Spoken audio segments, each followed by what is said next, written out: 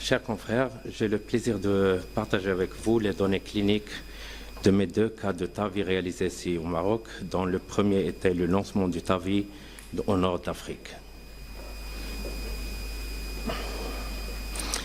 En mars 2013, on a admis une patiente multitarée porteuse d'une polyvalvulopathie avec un rétrécissement aortique très serré, déjà recusée en 2007 pour une chirurgie.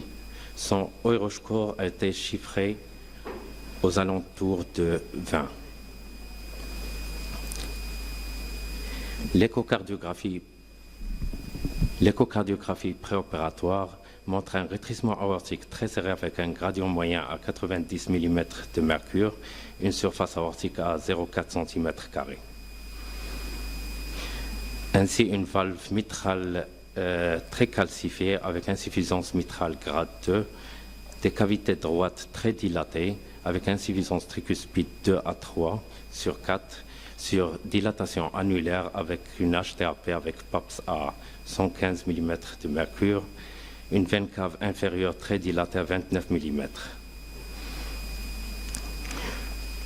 L'ensemble de ces données, l'âge, l'insuffisance cardiaque, l'insuffisance respiratoire et rénale, nous a orientés pour une approche de TAVI. Préopératoire, le TO réalisé pour la mesure de l'anneau aortique et le grade de calcification. Sur cette image scanographique, les différentes mesures nécessaires pour le TAVI, l'anneau aortique, la distance anneau aussi coronaire et la mesure de la jonction sinotubulaire. L'angiographie a objectivé une artère fémorale tortueuse qui est contre-indiquant la pose par voie fémorale. Lors de son admission, la patiente présentait un tableau de décompensation cardiaque globale dyspnéique au repos avec une saturation de 70% à l'air ambiant.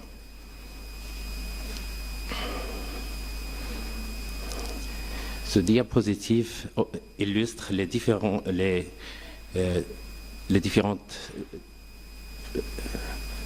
techniques pour la pose pour arriver finalement à un résultat pareil.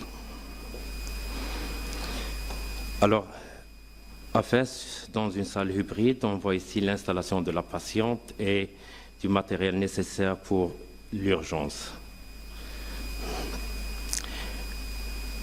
Le geste commence par une thoracotomie interlatérale gauche de 5 cm au niveau du 5e espace intercostal.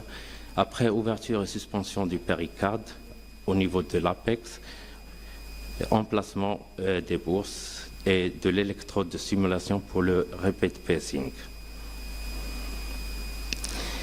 Ici, après angiographie, recherche de la bonne position de la prothèse et après ballonnement, largage de la valve et juste après contrôle angiographique qui montre l'étanchéité de la prothèse et la perméabilité des osties coronaires. Le TE de même montre ici un bon fonctionnement de la prothèse et une bonne cinétique du ventricule gauche et pas d'épanchement péricardique. Alors la patiente a été extubée 1 heure après l'intervention, sortie de la réanimation 13 heures après pour déambuler à 16 heures post-opératoire.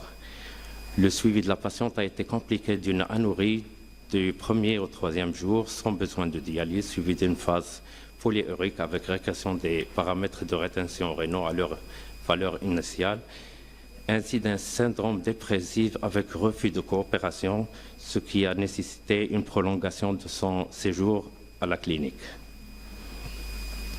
L'écho de sortie a montré une prothèse aortique non fouillante, une bonne amélioration de l'insuffisance mitrale, une baisse modérée de l'HTAP de 115 à 70, une bonne amélioration de la fonction ventriculaire droite avec diminution de l'insuffisance tricuspide. On a revu la patiente 1 année après dans un état clinique bien amélioré avec récompensation cardiaque. Après 3 ans d'attente, on a finalement hospitalisé notre deuxième patient à la clinique Amal Al-Raja à Rabat. Il s'agit d'un patient coronarien déjà traité par angioplastie qui a développé un rétrécissement aortique avec gradient moyen à 73 et qui avait le malheur d'avoir un anévrisme fusiforme partiellement thrombosé de l'aorte sous-rénale qu'on voit ici sur cette imagerie. L'acte s'est bien déroulé. Alors ici notre patient qui est en train de quitter la réanimation au premier jour post-opératoire pour monter les escaliers et joindre sa chambre individuelle. Le séjour du patient des 3 jours post-opératoire, il a quitté la clinique. Après 6 mois, on a revu maintenant le patient. On voit sur l'image une bonne contractilité ventriculaire gauche. Et sur les autres images, on voit la chambre de chasse et la prothèse en position aortique. Et sur cette image, l'étanchéité de la bioprothèse. Alors, on a un gradient moyen sur la valve aortique de 9 mm de mercure et une bonne contractilité biventriculaire. Au total, le patient présentait une bonne amélioration de son état général avec bonne récompensation cardio-pulmonaire et plus de troubles rythmiques. Il se prépare pour une chirurgie endovasculaire concernant son anévrisme sous-rénal. Merci pour votre attention.